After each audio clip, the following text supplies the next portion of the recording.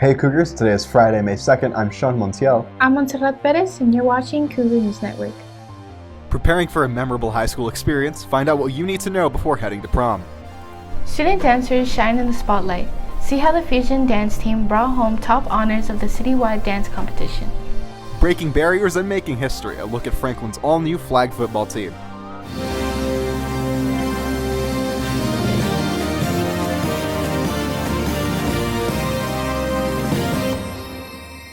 Students are gearing up for one of the most memorable nights of their high school lives. Prom is happening this weekend, and here's what you need to know.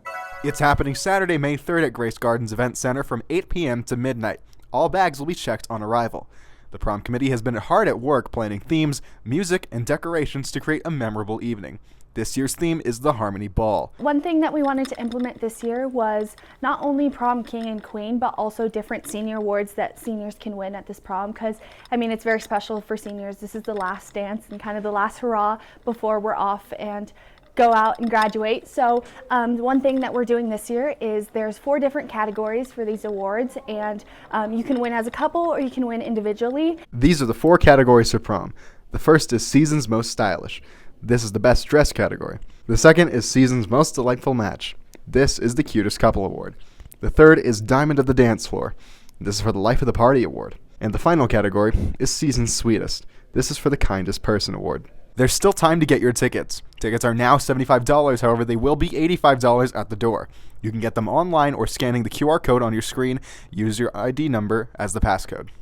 The Fusion dance team stepped onto the stage and straight into the winner's circle, taking home several awards at the Sun City Dance Classic competition. Reporter Paul Gomez shows us how the powerhouse team is making their mark in El Paso. Fusion dances their way to victory at the Sun City Dance Classic competition. It felt really good. We've been on a really good win streak for the past couple years, so I feel like we just keep getting better and better. The Sun City Dance Classic competition was a contest that occurred from February 26th through March 2nd. The competition was held at the Coliseum, where dancers showcased their talents from a wide variety of music genres.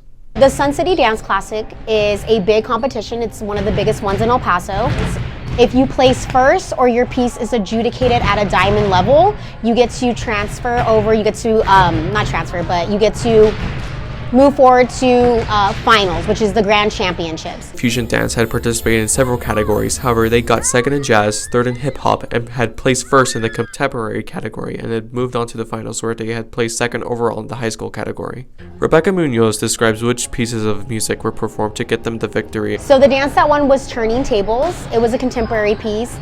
On championship day, we received a scholarship for 1 free entry to Motion X dance competition in Mexico, which means if we get to go, we would be dancing internationally. The Fusion dance team has spent a large amount of time preparing for the competition every day in the lead up to it. Every B-day for 8th period and every day after school. So they were here even on weekends, practicing, working, so putting a lot of time and effort into it. Meanwhile, the dancers share how they felt about the competition. Felt really amazing because it feels like all your hard work that you put into it, like all the practices, all the late practices, going over it on your own, it just really felt good knowing that all that we worked for resulted in a good outcome. The captain of the Fusion dance team, Daisy Pondo, describes the ups and downs for preparing for the competition. I really kept a positive attitude in practices because a lot of the times the girls are really tired. We had felt very, I wouldn't say discouraged, but we felt like we weren't putting our best foot forward. So when we won or when we even placed, we were just like, oh my God, this is amazing. Co-captains Tara Rydell and Victoria Boncher reflect on their time in the team and how it affects them. I think it's an amazing opportunity, and that I think anyone should seek out doing any sort of extracurricular, but dance in particular is unique because not only do we get to combine our physical movement, but we also get to combine our artistic. I have so much fun at every single performance with my friends, not just competition, because it's truly more than just dancing for me personally, because I'm not only dancing, but I'm getting to perform something that I love to do and share it with other people at competitions as well. Fusion has now completed their season for the 2024-2025 year. The Fusion Dance Company has their lineup for the next school year. This is Paul Gomez reporting. A huge congratulations to the Franklin Robotics team as they prepare to head to the World Championship. The team is heading to the VEX Robotics World Championship next week. The competition in Dallas, Texas will bring more than 800 robotics teams from all around the world. The Franklin team is ranked among the top 5 out of more than 14,000 teams worldwide. The team has been working hard all school year as they dominated competition after competition, allowing them to make it all the way to the world stage. Some Franklin students got a head start filling up their Easter baskets this year. Students who are part of the CRC units on campus had an egg hunt Wednesday, April 16th at the football field. Student athletes donated the pre-filled eggs for the hunt. They were also paired up with a student to help them hunt for the eggs. We just want to create a more inclusive environment here at Franklin High School where our special needs students get to know more of the kids here on campus. And we had a good turnout with our sports teams this year, so very proud of that, and hopefully this event continues to grow. I think for me it's just really important to just be able to give back and stuff like that, and to be able to, just help out. Just giving a little bit of my time just to make all of this happen with all the volunteering guys out here. I think it just makes all the little efforts from everybody, it just makes it such a big difference for all these kids over there. This is the first year for the egg hunt. Students and teachers hope to make this an Easter tradition each year.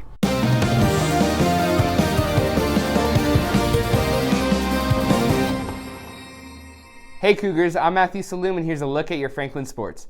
There's a new team hitting the football field and they're making school history. For the first time, Franklin is launching a girls flag football team and these athletes are ready to show off their skills. Reporter Liliana Gonzalez shows us how these students are paving the way one touchdown at a time.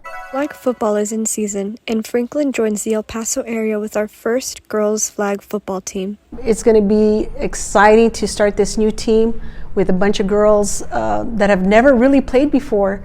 So we're all kind of learning the sport together. Flag football is a sport growing in popularity with its Olympic debut to be in the 2028 summer events.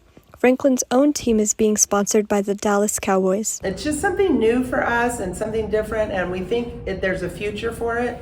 The NFL wants it to become a UIL sport.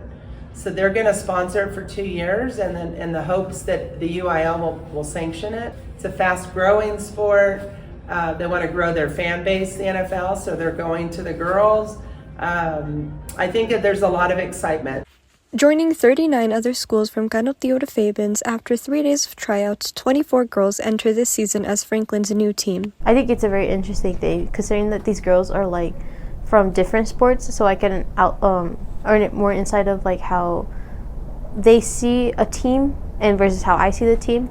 They're very open-minded. On April 21st, the girls had their first scrimmage against the Young Women's Academy and the Early College. I love just, like I said, doing this new game. It doesn't feel like a super competitive thing yet. I'm sure when we get on the game day it will, but as of right now it's just super fun and I'm super excited for it. Their season continues on throughout May. This is Liliana Gonzalez reporting. Varsity Baseball held Senior Night on Tuesday, April 15th, where they would face Socorro later that day. Senior Night celebrated the students who have stayed on the team and have put in the work to continue playing the sport they love. Before the game, there were player banners hanging on the way to the stands and also included some extra decorations to make this night special for seniors.